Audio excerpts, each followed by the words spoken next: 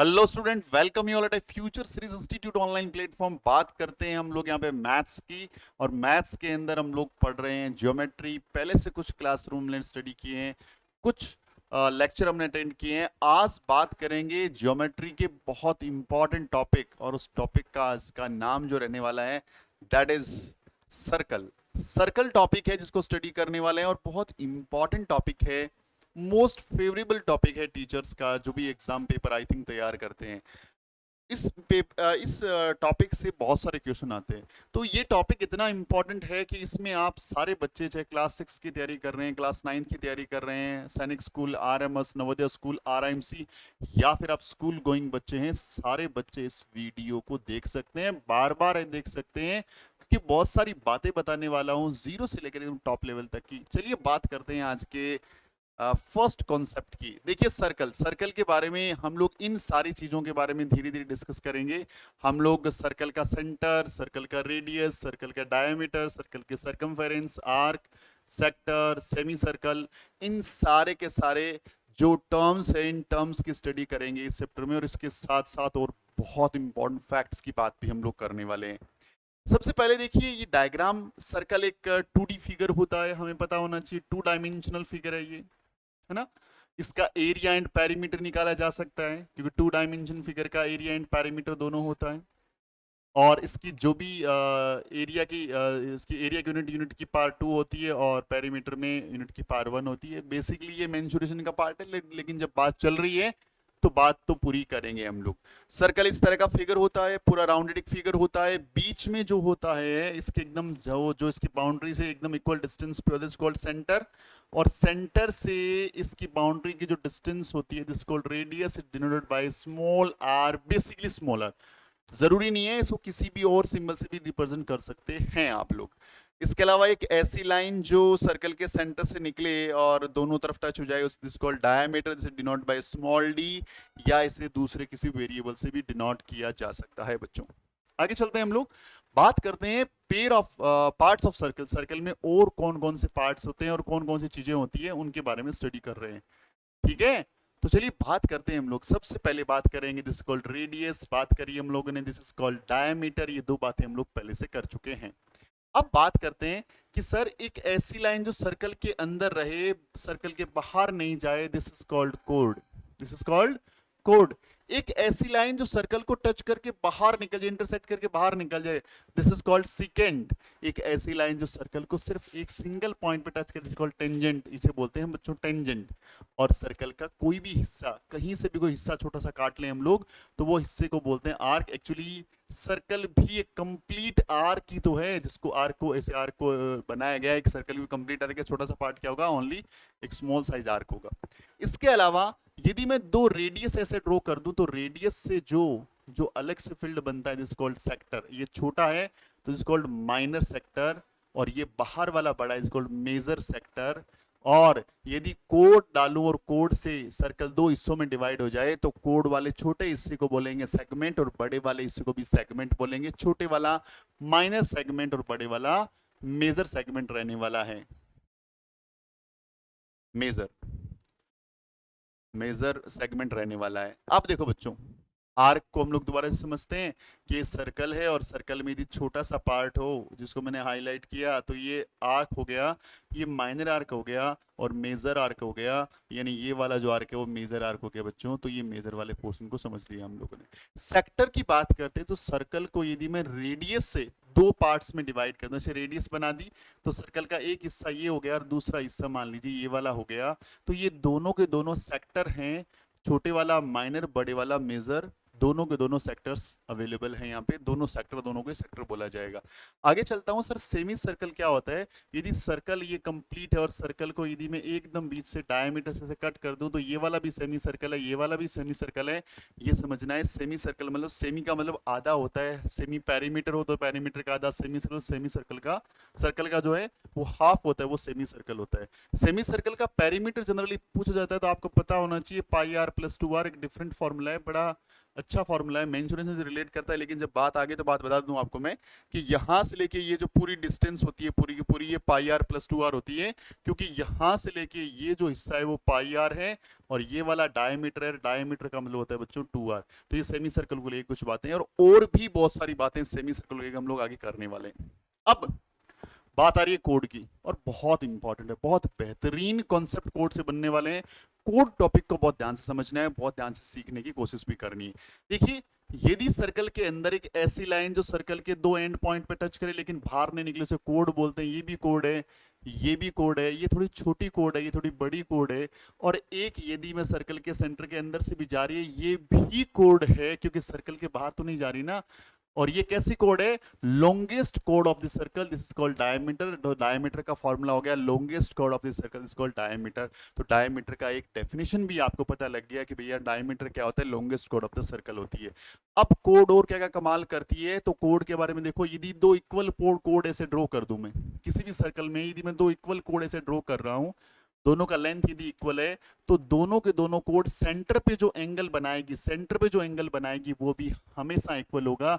ये first property of code आपको याद रखनी है कि यदि किसी सर्कल में यदि दो कोड हैं और दोनों के लेंथ इक्वल है, तो उनके द्वारा उसके सेंटर पे जो एंगल सबटेंड किया जाता है वो भी हमेशा इक्वल रहेगा। तो जितनी कोड्स है लेंथ इक्वल तो कोड इक्वल। इसका वाइस वर्सा भी सही है। कैसे?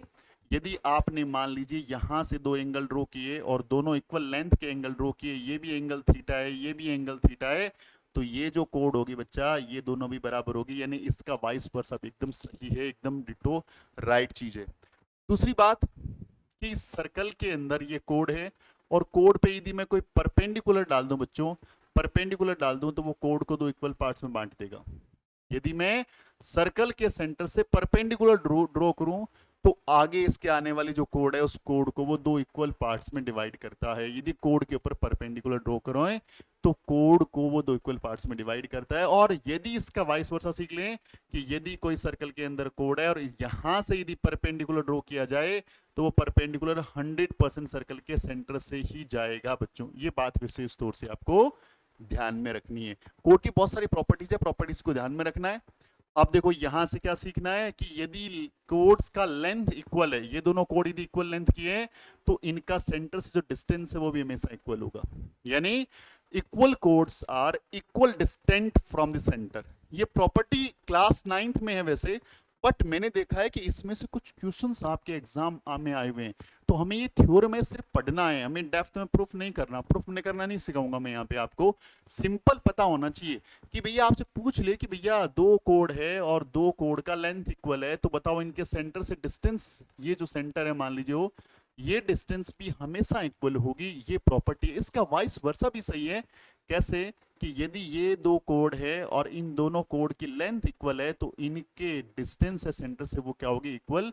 और ये डिस्टेंस इक्वल तो कोड इक्वल, डिस्टेंस इक्वल तो कोड इक्वल, और कोड इक्वल तो डिस्टेंस इक्वल। ये बात याद रखनी है। क्लियर है? आगे चलते हैं।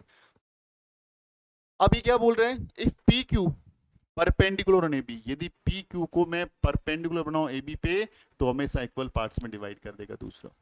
दूसरी बात, मैं यदि यहाँ पे परपेंडिकुलर बना रहा हूं तो इसको इक्वल पार्ट है, और ये क्या कर रहा है? कोड को डिवाइड कर रहा है। चाहे यहां से ड्रॉ करूं चाहे वो यहां से ड्रॉ करूं, कोई दिक्कत नहीं है।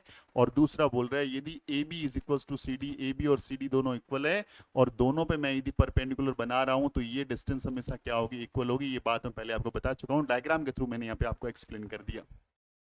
अब प्रॉपर्टीज बहुत इंपॉर्टेंट, प्रॉपर्टीज बहुत इंपॉर्टेंट है। यहाँ से स्टार्ट हो रहा है क्लास 9th में। जो बच्चे 9th की प्रिपरेशन कर रहे हैं, यहाँ से क्वेश्चन आपको देखने को मिलते हैं कि देखिए जब भी सर्कल के ऊपर आप दो कोई भी पॉइंट लगा देते हैं, देखिए क्या लिखा हुआ है? Properties related to the angle in a circle. Circle के अंदर जो एंगल बन रहे हैं उनकी प्रॉपर्टीज की बात कर रहा हूं। मैंने कहीं भी सर्कल पे दो पॉइंट ले, इनको मैंने कहीं भी मिला दिया ऐसे। कहाँ पे? मेजर सेक्टर मिला रहा हूं मैं, मेजर सेक्टर के अंदर, मेजर सेगमेंट के अंदर मिला रहा हूँ, है ना? मेजर वाला जो सेगमेंट है उसमें मिला रहा हूँ, मेजर सेगमेंट में मिला रहा हूँ। तो यहाँ पे क्या सबटेन हो रहा है बेटा? एक एंगल सबटेन हो रहा है। ये एंगल सबटेन हो रहा है, हमने सीख लिया ये एंगल ऐसे बनता है। इससे रिलेट करते हुए कुछ प्रॉपर्टी है क्या? हाँ प्रॉपर्टी है। पहली प्रॉपर्टी ये लर्न करनी है अपने को कि भाई इस सर्कल में यदि कोई दो पॉइंट है, दो पॉइंट हमने डिनोट किए, यहां से मैंने एक बार सी पे मिलाया और यहां से मैंने एक बार मान लीजिए डी पे मिलाया, तो सबसे इंपॉर्टेंट बात, ये दोनों एंगल हमेशा इक्वल होंगे, angle subtend by the arc A, ACB और एडीबी, दोनों के दोनों एंगल इक्वल है बच्चों। कैसे बात याद रखनी है, थोड़ा सा और समझना चाहो तो ऐसे समझ लो, ये सर्कल है, यहाँ पे एक पॉइंट लिया हमने ए, दूसरा पॉइंट लिया बी, एक बार मैंने इसको सी पे मिलाया, एक बार मैंने इसको डी पे मिलाया, तो उससे क्या हुआ, जो दो एंगल यहाँ पे बने, ये एंगल मान लीजिए बना थीटा डिग्री का, तो ये एंगल बेटा बनेगा थीटा डिग्री का, दोनों एंगल हमेशा इक्वल होंगे। ये फर्स्ट प्रॉपर्टी ऑफ एंगल पढ़नी है, बहुत इंपॉर्टेंट है, एग्जाम हॉल में बहुत बार आती है ये। दूसरी प्रॉपर्टी कि यदि मैं सर्कल का डायमीटर ले लूं, ऐसे डायमीटर, और डायमीटर को कहीं भी मिलाऊं, सेगमेंट के अंदर कहीं भी मीट कराऊं, कहीं भी यहां कराऊं, चाहे यहां पे कराऊं, चाहे मैं यहां पे कराऊं, चाहे मैं यहां पे कराऊं, तो ये जो एंगल फॉर्म होता है वो ऑलवेज 90 डिग्री का होता है। दिस वेरी इंपॉर्टेंट प्रॉपर्टी, ये भी प्रॉपर्टी आपको बहुत बहुत अच्छे से ध्यान रखनी है। और ये सेंट्रल एंगल है, सेंट्रल एंगल बोले तो कोई भी कोड को, ये कोई भी ये दो एंड पॉइंट्स है, उनको सेंटर पे मिला दूं तो ये जो एंगल बनता है इज कॉल्ड सेंट्रल एंगल। अब सेंट्रल एंगल का सेगमेंट के एंगल से क्या रिलेशन है, बात करते हैं। पहला रिलेशन, पहली चीज याद रखना बच्चों, कि यदि सेंट्रल एंगल बन रहा है दो पॉइंट से, यहां से सेंट्रल एंगल ये बन रहा है, और ये angle on angle in segment बन रहा है, एंगल इन सेगमेंट बन रहा है, तो ये एंगल और ये एंगल में रिलेशन क्या होता है, ये एंगल यदि थीटा डिग्री का है तो ये 2 थीटा होगा, या यूं बोल दूं ये एंगल x डिग्री का है तो ये एंगल हमेशा 2x डिग्री का होगा। इस बात को विशेष तौर से ध्यान रखना है। इस ढंग से यदि मैं बनाता हूं, और यहां पे मैंने पॉइंट लिया मान लीजिए P, यहां पॉइंट लिया मैंने Q, इसको मैंने एक बार सेंटर पे मिलाया और दूसरी बार मैंने कहीं और मिलाया, ये एंगल यदि मान लीजिए है x डिग्री का, x डिग्री का, तो ये एंगल होगा 2x/2 का, कितने का बेटा, x/2 का। यानी सेंट्रल एंगल ट्वाइस होता है angle in segment, central angle twice होता है एंगल इन सेगमेंट। इस प्रॉपर्टी को विशेष तौर से आपको ध्यान रखना है, बिल्कुल भी भूलना नहीं है। आगे बात करते हैं टेंजेंट की। भैया टेंजेंट होता क्या है, सर्कल के सेंटर को, सर्कल को किसी एक पॉइंट पे टच करके निकलने वाली लाइन का नाम होता है टेंजेंट, इसका नाम है टेंजेंट। और जिस पॉइंट पे टच करती है इसका नाम होता है point of contact, point of contact, ये बहुत इंपॉर्टेंट चीज है, पॉइंट ऑफ कांटेक्ट। अब बात आती है कि सर सर्कल पे हम लोग how many tangent can we draw, हम लोग एक सर्कल पे कितनी टेंजेंट ड्रॉ कर सकते हैं, तो इसका आंसर होगा इन्फिनिटली मैनी टेंजेंट। कितनी भी टेंजेंट ड्रॉ कर दो आप, कितनी भी टेंजेंट ड्रॉ कर दो, ये डिपेंड आप पे करता है, तो इसका आंसर होगा इन्फिनिटली मैनी टेंजेंट। दूसरा, सर्कल के ऊपर आपने मान लीजिए एक फिक्स पॉइंट बना दिया, मान लीजिए ए पॉइंट, यहां से कितनी टेंजेंट ड्रॉ होगी, तो इसका आंसर होगा only one tangent, only one tangent इसका आंसर होगा। यानी सर्कल पे कितनी टेंजेंट ड्रॉ कर सकते हैं, इसका आंसर है इन्फिनिटली मैनी टेंजेंट। और सर्कल के फिक्स किसी पॉइंट से कितनी टेंजेंट ड्रॉ कर सकते हैं, तो इसका आंसर होगा ओनली वन टेंजेंट। ये दो बातें विशेष तौर से ध्यान रखनी है बच्चों। अब सर्कल में यदि दो टेंजेंट डाल दूं, ऐसे दो टेंजेंट डाल दूं मान लीजिए, तो इस तरह का डायग्राम बनता है, और ये दोनों टेंजेंट हमेशा क्या होती है, बराबर। अब यदि मैं इसको यहां से मिला दूं सेंटर से, तो ये बन जाता है क्वाड्रिलेटरल। क्या बन जाता है बेटा, क्वाड्रिलेटरल। और इस क्वाड्रिलेटरल की खास बात क्या होती है, ये हम लोग सीखेंगे, लेकिन उससे पहले एक चीज आगे वाले स्लाइड में पहले सीखते हैं, ये पहले सीखनी पड़ेगी। देखिए, ये सर्कल का टेंजेंट है और ये सर्कल का रेडियस है, ये दोनों हमेशा 90 डिग्री पे ही बाइसेक्ट करते हैं। ये बात विशेष तौर से ध्यान रखनी है कि सर्कल के अंदर यदि कहीं भी टेंजेंट डाली हुई है और सर्कल के सेंटर से इसको मिलाऊंगा, तो ये पॉइंट ऑफ कांटेक्ट के हमेशा एंगल कितना डिग्री बनेगा, 90 डिग्री बनेगा। ये डायरेक्ट थ्योरम है, ये याद रखनी है। ये थ्योरम है, आपको ध्यान रखनी है कि पॉइंट ऑफ कांटेक्ट के साथ रेडियस हमेशा एंगल बनाती है 90 डिग्री का, टेंजेंट के साथ रेडियस एंगल बनाती है हमेशा 90 डिग्री का। इस बात को विशेष तौर से ध्यान रखना है। पीछे चलता हूं तो मैंने देखा कि ये एंगल कितने डिग्री का है, 90 डिग्री का है, क्योंकि ये टेंजेंट है, ये रेडियस है। ये एंगल में 90 डिग्री का है, ये टेंजेंट है, ये रेडियस है। तो हमने क्या देखा इस क्वाड्रिलेटरल में, 90 90 180, यानी यहाँ पे अपोजिट एंगल का सम 180 हो रहा है। यदि इन दोनों का सम 180 है तो इन दोनों एंगल का भी सम कितना होगा बेटा 180, क्योंकि क्वाड्रिलेटरल के चारों एंगल का सम कितना होता है 360 डिग्री होता है। यानी बोल सकता हूं इसमें ऑपोजिट एंगल आपस में सप्लीमेंट्री है, क्योंकि ऐसे दो एंगल जिनका सम 180 डिग्री होता है उनको सप्लीमेंट्री एंगल बोलते हैं। तो ये सप्लीमेंट्री एंगल्स हैं अपोजिट एंगल इसके। दूसरा, यदि मैं एक दो टेंजेंट पेयर ऑफ टेंजेंट ऐसे डाल रहा हूं और डालने के बाद इसके अंदर से एक लाइन मिला दूं सर्कल के सेंटर से, तो क्या कमाल होता है, ये एंगल हमेशा इसके बराबर, यानी ये एंगल x तो ये एंगल भी x, और ये एंगल हमेशा इसके बराबर, ये एंगल y तो ये एंगल भी y। ये प्रॉपर्टी भी आपको ध्यान रखनी है। और इस तरह से यदि किसी किसी सर्कल के ऊपर तीन टेंजेंट डाल के ऐसे मिला दूं तो ट्रायंगल बन जाता है। इसमें ये साइड हमेशा इसके बराबर होती है, ये साइड हमेशा इसके बराबर, टेंजेंट बोल दूं, और ये टेंजेंट का हिस्सा हमेशा इस टेंजेंट के हिस्से के बराबर होता है। ये प्रॉपर्टीज भी आपको याद रखनी है। प्रॉपर्टीज बहुत इंपॉर्टेंट है, बहुत सारी बार डायरेक्टली आपको एग्जाम में आती है। ये टेंजेंट के बारे में सारी बातें पढ़ चुके हैं कि यहाँ पे 90 डिग्री एंगल बनेगा, यहाँ 90 डिग्री एंगल बनेगा, ये दोनों रेडियस है, दोनों बराबर है, ये दोनों टेंजेंट ये दोनों भी बराबर है। तो ये एंगल मान लीजिए 1 है तो ये एंगल भी 1 होगा, ये एंगल 2 है तो ये एंगल भी 2 होगा। दोनों एंगल हमेशा क्या होते हैं बेटा, बराबर होते हैं। और दोनों के दोनों ट्राइंगल कॉन्ग्रुएंट ट्राइंगल होते हैं आरएचएस क्राइटेरिया से या ट्रिपल एस क्राइटेरिया से। दूसरी बात जरा ध्यान देने वाली बात है कि ऐसे यदि टेंजेंट बाहर से डालें और इस तरह सीकेंट से इसको मिला दें तो फिर क्या रिलेशन होता है, ध्यान रखना। इस बाहर वाले का स्क्वायर यानी क्यू टी का square is equals to R T यानी पूरी एंड मल्टीप्लाई द बाहर वाला जो हिस्सा है पी टी। ये फॉर्मूला आपको याद रखना है। क्यू टी क्या है, यहाँ पे टेंजेंट है, आर टी यहाँ पे क्या है, सीकेंट है, और ये एक्सटर्नल सीकेंट सेगमेंट है, ये सीकेंट का एक्सटर्नल सेगमेंट है। ये फॉर्मूला डायरेक्टली लर्न करना है, बहुत सारी बार एग्जाम में आता है, बिल्कुल भी भूलना नहीं है, बिल्कुल भी भूलना नहीं है। बाहर वाली जो टेंजेंट है इसका square is equals to secant, और प्लस में जो एक्सटर्नल सेगमेंट का जो पार्ट है, सीकेंट का जो पार्ट है उसका मल्टीप्लाई। ये हमेशा दोनों क्या होते हैं बेटा जी, इक्वल होते हैं। इस बात को विशेष तौर से ध्यान रखना है। आगे चलते हैं कि देखो इस ढंग से टेंजेंट ड्रॉ करी और ये टेंजेंट ड्रॉ करके बाद में इसको रेडियस से मिला दिया। ये एंगल यदि 130 डिग्री का है तो आपसे पूछ सकता है ये एंगल बताओ, तो आपको मैंने बता रखा है इन दोनों का सम हमेशा 180 डिग्री होता है। ये यदि 130 हो गया तो आपको सीधा सा पता लग गया ये कितना डिग्री का है, 50 डिग्री का हो गया, क्योंकि ये दोनों 90 90 होते ही होते हैं। अपोजिट एंगल का सम कितना होता है, 180 डिग्री होता है। ये टेंजेंट के बारे में बेसिक हमारी बात हो गई। अब बात आती है सर कॉमन टेंजेंट, यदि दो सर्कल हो तो कितनी कॉमन टेंजेंट, एक ऐसी लाइन जो दोनों सर्कल के लिए टेंजेंट हो तो कितनी कॉमन टेंजेंट डाली जा सकती है यदि दो सर्कल वहां पे हो। ये डिपेंड करता है सर्कल किस फॉर्मेट में या किस ढंग से रखे हुए हैं। पहली सिचुएशन यहां पे बात करूंगा मैं। देखो जब सर्कल एक के अंदर एक डाल के रख दें, इन्हें बोलते हैं कोसेंट्रिक सर्कल्स, कोसेंट्रिक सर्कल। इस सिचुएशन में आप कॉमन टेंजेंट ड्रॉ ही नहीं कर सकते। इस सिचुएशन में आप कॉमन टेंजेंट ड्रॉ नहीं, कहां से खींचोगे, बाहर से ड्रॉ कर लोगे, लेकिन इसके लिए टेंजेंट नहीं होगे, अंदर डालोगे बाहर वाले के लिए वो सीकेंट हो जाएगी। तो यहाँ पे कॉमन टेंजेंट है 0।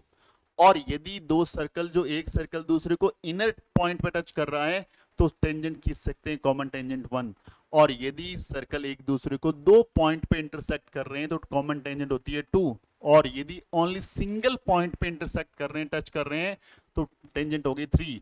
और वो दोनों एक दूसरे को टच ही नहीं कर रहे, दोनों डिस्टेंस पे हैं, उस कंडीशन में 1 2 3 और 4 4 कॉमन टेंजेंट ड्रॉ की जा सकती है। तो नंबर ऑफ टेंजेंट से क्वेश्चन बहुत सारी बार, बहुत सारे एग्जाम में मोस्ट फेवरेबल क्वेश्चन है एग्जामिनर का, तो थोड़ा सा ध्यान रखना है, चीजों को समझते हुए चलना है। अब अगला कॉन्सेप्ट आता है, बहुत important concept, that is cyclic quadrilateral. देखिए साइक्लिक, क्वाड्रिलेटरल का मतलब तो 4 साइडेड क्लोज फिगर, जिसमें 4 साइड हो और क्लोज्ड हो, है ना। साइक्लिक का मतलब जो सर्कल के अंदर बना हो, या फिर साइक्लिक क्वाड्रिलेटरल की बेसिक प्रॉपर्टी आपको याद क्या रखनी है।